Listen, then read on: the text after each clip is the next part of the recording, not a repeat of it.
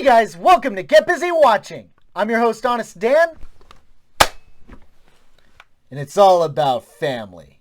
Relax, be cool, cause if you don't, you'll act like a fool, so be cool. In commemoration of the upcoming sequel, F9, I'm taking a look back on the entire Fast saga. Already got my reviews out from the first to the fifth ones, so let's carry on. I don't remember too much about this one, at least before I rewatched it. All I remembered was the obvious. Michelle Rodriguez is back and Luke Evans is in it. And the only reason I remembered that one is because the next one is where Jason Statham gets introduced and his character's entire motivation is getting revenge on what they did to his younger brother, who is Luke Evans' character. And here we are. Anyway, I am so excited to talk about this one. So this is my honest opinion of Fast and Furious 6.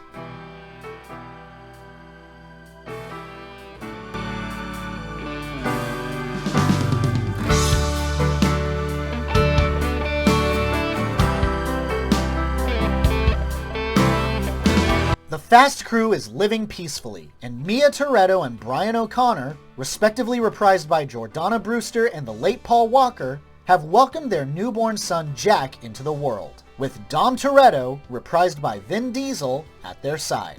However, their peaceful life is interrupted by DSS agent Luke Hobbs, reprised by Dwayne Johnson, when he attempts to enlist Dom and his crew's help with catching a highly trained thief named Owen Shaw, played by Luke Evans. Despite Dom's reluctance to help, Hobbs gives Dom a trump card, a recent photo of his former lover, Letty Ortiz, reprised by Michelle Rodriguez, who is part of Shaw's group and, unbeknownst to the Fast crew, has amnesia.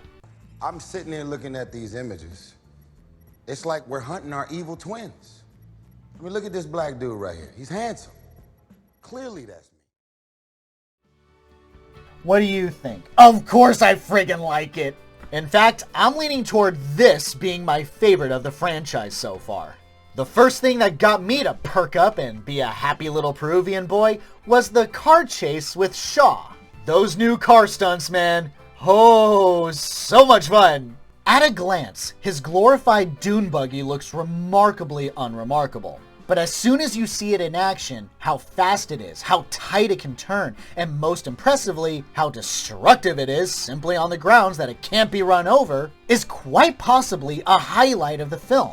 Seeing all these police cars popping up, smashing into other cars, had me at the edge of my seat and laughing with sadistic glee every single time. Wanton destruction, baby. I'm always hungry for it. So now we got cars flying in the air on some 007 type shit? This is not what we do. Man, you really gotta check that emotion. Usually when movies bring up gender or racial stereotypes, I get a little abrasive, just because I feel like it's about to push an agenda that nobody really wants to be a part of. Especially in our modern climate where that's exactly what most movies are doing. But here, I feel like it's done more palatable, and more importantly, funny. You have this bit with Tej and Hobbs. Kitchen help entrance is towards the back. Come again? If you're not kitchen help, then you must be in the wrong place. Resolved like so. If there's ever anything else you need, you just have to ask. Well, now that you mention it, my swaggerless friend here, he really likes that shirt you have on. This shirt. Good day, gentlemen. Thank you. Then there's this bit with Giselle and Agent Riley starting off like this. That must be our guy. So how do y'all want to play this? There's one thing you boys are forgetting. He's a man. Resulting in this. You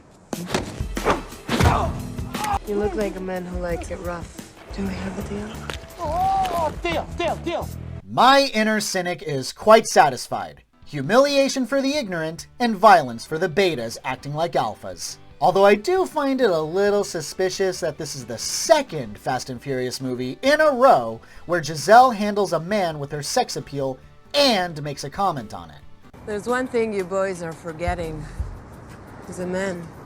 You don't send a man to do a woman's job.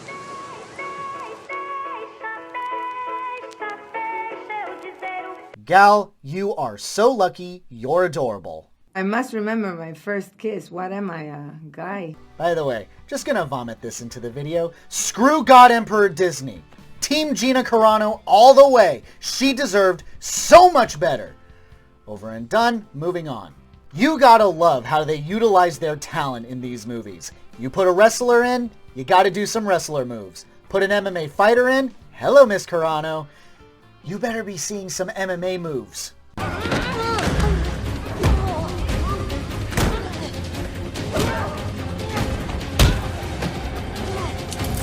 Why does this feel magical?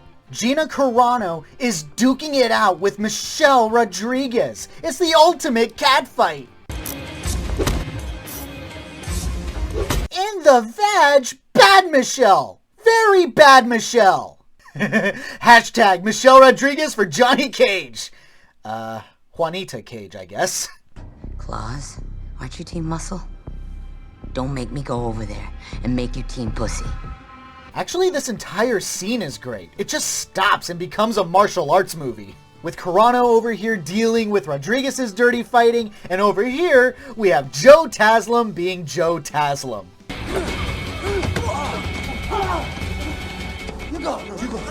Taslim. Sub-Zero since 2013. No one needs to know about this. No one. And the climax. Oh my god, that freeway scene. I'm getting giddy just thinking about it.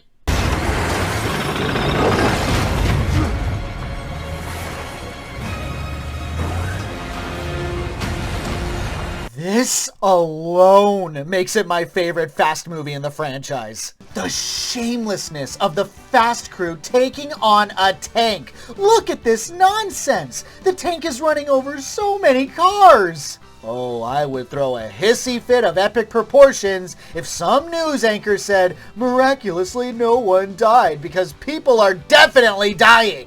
In universe, of course, but no joke, this is basically the budget of the entire movie. This entire scene was filmed in the Canary Islands, and the government allowed the filmmakers to blow up their new freeway with a tank. Listen to this insanity. In this article on the website motherjones.com, the Canary Islands government allowed Fast and Furious 6 to destroy their highway with a tank, written by Azawin Subang, sorry if I mispronounced that and butchered it. Toward the end of the article, it goes on to say the local bureaucrats were more than a bit enthusiastic about the production. The way the director Lin tells it, government officials pretty much issued him carte blanche to take over a major road and start blowing up everything in sight, from bridges to staged oncoming traffic in the name of good cinema.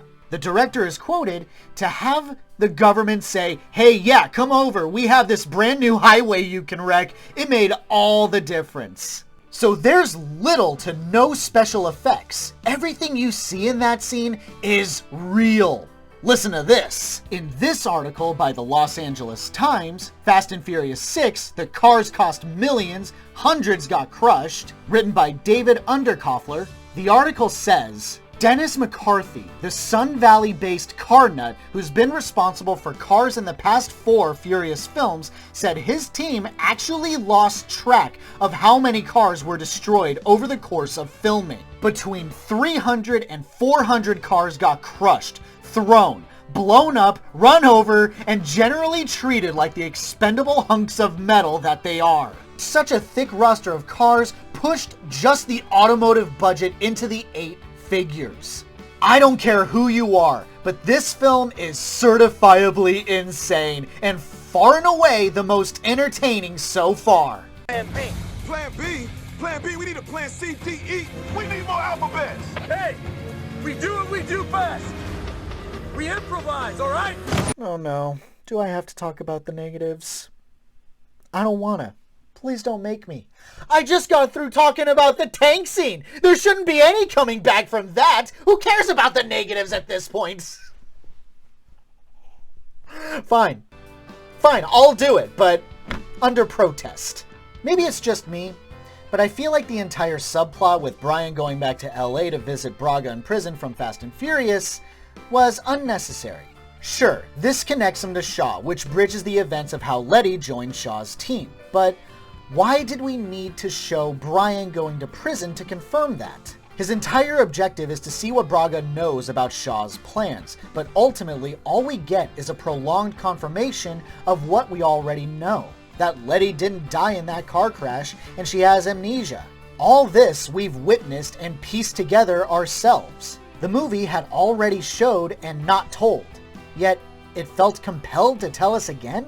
Even when it comes to the whole what does Braga know of Shaw's plans thing, we don't learn anything tangible, just some cryptic, he's got eyes everywhere, he knows your moves before you do, stuff like that, and that's it. Did we truly need a Fast and Furious reunion for that stuff?